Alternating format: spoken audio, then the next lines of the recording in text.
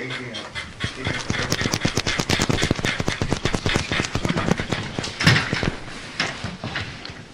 get the emergency kit. All right.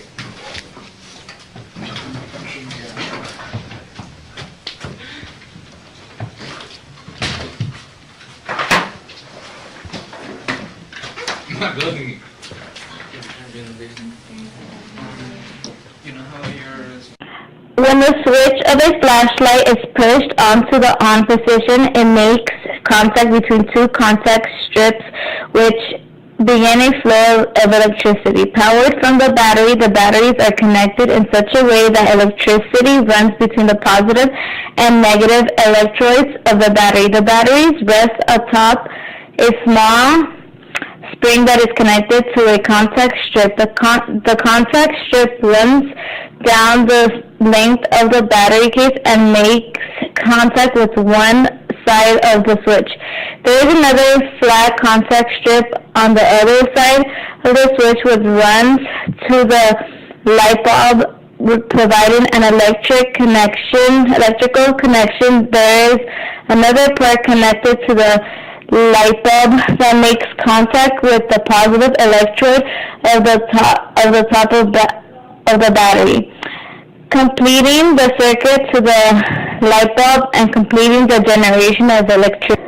When activated by electricity, the LED in the light bulb begins to glow, producing light that is visible. This light reflects off the reflector that is positioned around the light bulb.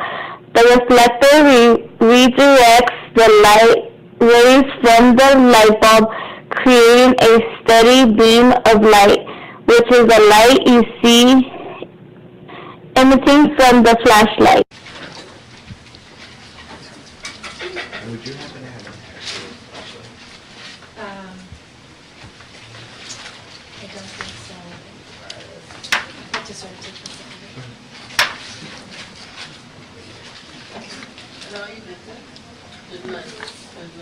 How's it going, Daniel? Good. We need just the instruction part and then Okay. Okay. And someone also needs to draw a circuit diagram and explain it. Okay.